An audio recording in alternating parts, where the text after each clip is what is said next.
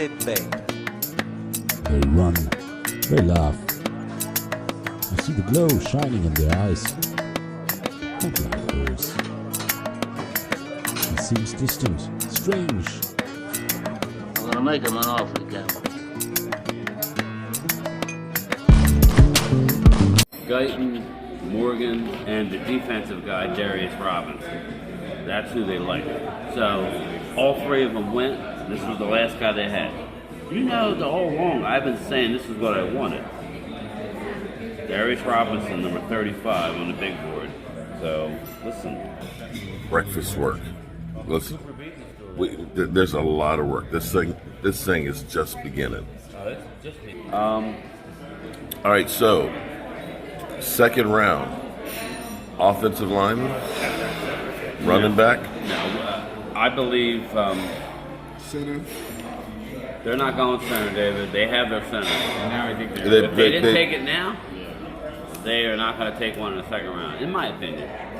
Well, Zach I Gray think drops. I think Brock Hoffman is their Terrence Steele this year. That they believe in him.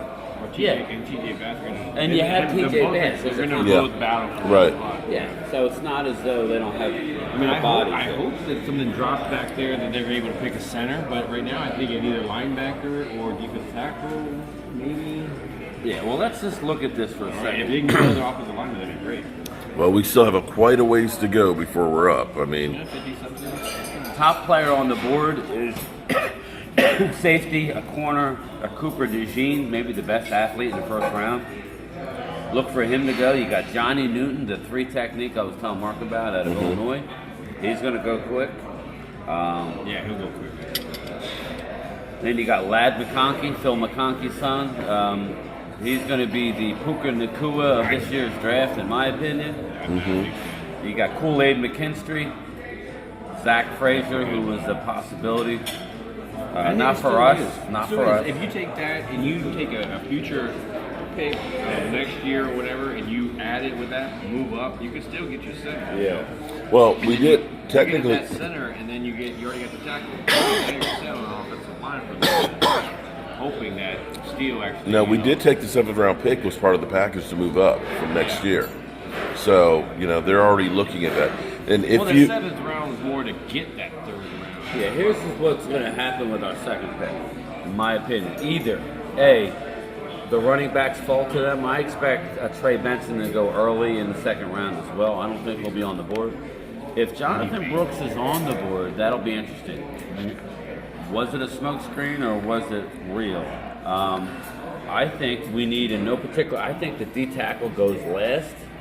I think I think it's running back, linebacker, D tackle. But if Jonathan Brooks is gone, I'd be okay with that. I'm not into getting a guy with an ACL tear. yeah. Look linebacker, Junior Colson or a Trayvon Wallace. I don't know in the second round. I think it's a little early for him. You think Cooper will be But- gone? Edgerrin Cooper's going early in the second round. Okay, too. Let's just hope, because see, this is what always drives me crazy: is 2nd round picks end up looking for that 1st round talent in the scratch and dent pile. Yeah. We always end up getting somebody that's got some kind of an issue, Jackson Powers Johnson's still on the board. but he's not going to fall all the way down No, there. He's going to go in the top. I mean, you'd have to move up to do that. Right. But you think about 2nd round picks. The only two we've had in the last 12 years is D-Law and Diggs. Like, really think about that. Like, you see some of those ones that are early, those trades. Yeah. There wasn't as much bundled in there that there usually is. Even with the trading of the quarterback, all that value is down. So to possibly move up in that second round wouldn't probably take a whole lot. It's still going to take It's some. going to take a lot. I would rather, my opinion, I would rather use assets next year to get a 4th round pick. That would give us 1, 2, 2 3s, a 4, a 5. Even if we got to give up a 7 this year, we have 2 7s, so we can give up a 6 this year. We're going to get more 7 next year. And we're going to get plenty of picks. You might have to give up a 4th next year to move up. Do it. And get your. That's what I would do. You have a lot of holes, and now we're going into this May 1st free agency period with a lot of players in the fold. So Well, the question is which direction do you go? Because do you look and move up and try and get the running back that you really I want? wouldn't be moving up for a running back. I would not move Okay. up. Do you look at it and say, okay, we need to get the linebacker? You need a deep. Yeah, that's You know- why. Yeah, Maybe, yeah. that's why I have it soon. Your third round picks, and if we could use next year's assets to get a fourth, you are sitting pretty. You'll get your McKinley Jackson out of Texas A&M, who's exactly what you need. It'll take the pressure off of Mozzie coming back from the shoulder surgery that was bad. It's a 6-month injury. So The other thing I think that looking at, I think the Cowboys are looking to be big. McKinley Jackson, and that's the guy you want. You know, you think with them saying to Mozzie Smith, we want to get you back up to 350, or excuse me, get you to 350 because he wasn't 350 before. They're going to want to be able to pound the offensive Yeah, lines. absolutely. And so I would look at defensive tackles You that could are have bigger guys. You could have the best running back in, your rookie running back in the league. If you have an offensive line, you can't. That's true. So you could So- look at it and say, now centers wise, we know Jackson Powers is still there, but he's not going to be there where Zach we pick. Frazier. Don't lose sight on Cooper Beebe out of Kansas. He's really, really, really good, and he's nasty. He's a guard, but he has flex to play center. If you get a Cooper Beebe and the Tyler Guyton, now Well, let we're me ask you a question. Like, now with Tyler and the project possibility, I mean, I know he's a first rounder and you want him to be in there and, like, take the hits. Is a guy like, what's that guy, the right tackle, the Bakhtiari or whatever? David Bakhtiari. Yeah, he's Now, often injured, but now is it a Yeah. possibility that you bring him in because if he's out, Guyton can jump in there and you feel good about using your first round as the backup? that's why I like that. I Yeah. mean, he's injured a lot, but you're not going to be paying him a lot. Yeah, exactly. And then you could use him for your tackle. And the one thing that we did point with, like, notice as we were seeing it was that Guyton's quarterback was left-handed, right? Mm-hmm. So he was actually Everybody's blocking the blind side. Taking the blind side. He was Great blocking point. the blind side. I was shocked with that one. I'd never even paid attention to the fact that he was There's a left-handed. player on the board that I know that the Cowboys really love, and that's Marshawn Nealon, edge rusher out of Western Michigan. He is a nasty player, but he plays edge. And you say, why do we need edge? I'm okay with that. I don't know that we need it, but when you have one, If you have a you best get player, another one. yeah. We don't know what Sam So Williams speaking of thinks. edge, what do you think about D-Law? D-line, is that what you said? D-line. No, D-Law. Oh, D-Law. Is he like, This is his last year. Yeah, I think this is his last year. So then all of a sudden, it becomes an issue. You know, it's like you have Sam Williams, who's a question mark. You have Junior Fehoko, big time question mark. Yeah. You know, so edge rusher. You got is- Goldston. That's Again, the interior more he's the now. last year of his deal. No guarantees there. We're all in. Remember that. Well, you got to. Well, here's the thing: you can figure out who is the ones you want to keep around. Now, what's lost in this mix, where everybody's looking at the Cowboys, is right at the moment they have $100 million next year in cap space. Okay.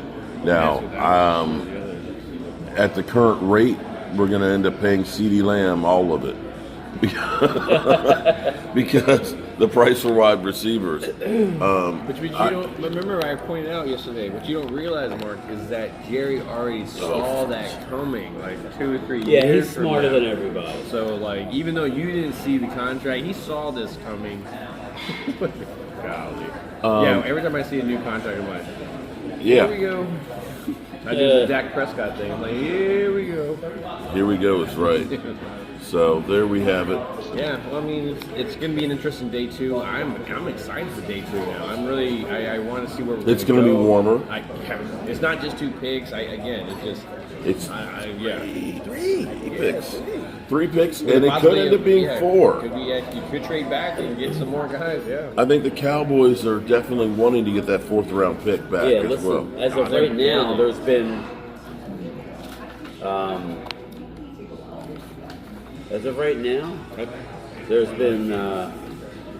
no linebackers taken. No linebackers and no running backs. So, you let me know in the comments how long it's been since there hasn't been a linebacker Who taken. gets in taken the first round. Who gets taken first? I say linebacker. Yeah, Yeah, linebacker. Yeah. I say Edgerrin Cooper comes off real I quick. think I could early, like maybe. Defensive tackles, there's only been one. Or no, well, it all depends what you think of Darius Robinson. I think he's going to play more tackle than edge. You know, he was taken out of Missouri. But either way, he's D-line. A lot of, you got Johnny Newton's there, Chris Jenkins, Mike Hall Jr., Mason But Smith, here's Braden the real Fitz, question I Brandon have for you. When the hell have you had all the time to go through and do all this, man? That's the big question here. You got a That's day what job. we do here.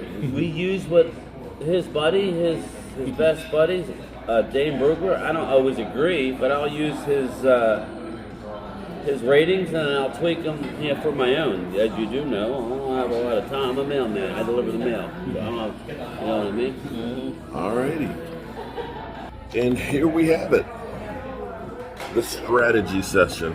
I'd love to be a fly on the wall at the Star and see what they're thinking right now and which direction they're going to go. If they trade up, here's what I would say. If we hear them use another one of the picks from next year and trade up, That could be the all-in. that's what I'm saying. That would be the all-in that we've been thinking about. And then here's how you follow it up. After they go through and they try and plug all these holes, as David Wiley's pointed out, there are still a lot of free agents. There are going to be a lot of ones that are going to be on the streets, of course, after the draft. Then you have a little bit of money from Michael Gallup's contract.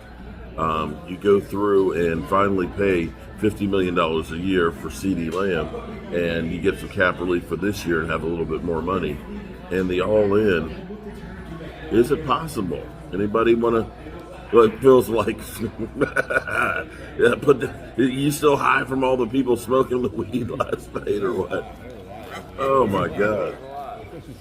Leo would have been here saying, we gonna get high. Yeah, it was definitely a cloud of smoke up in here. Don't forget about Receiver, definitely. Keon Coleman is still out there. Adonai Mitchell, who I think will be the next receiver taken. Lad McConkey. Malachi Corley. They brought him in as a 30 visit. Debo clone, big guy, get the ball in his hand. He's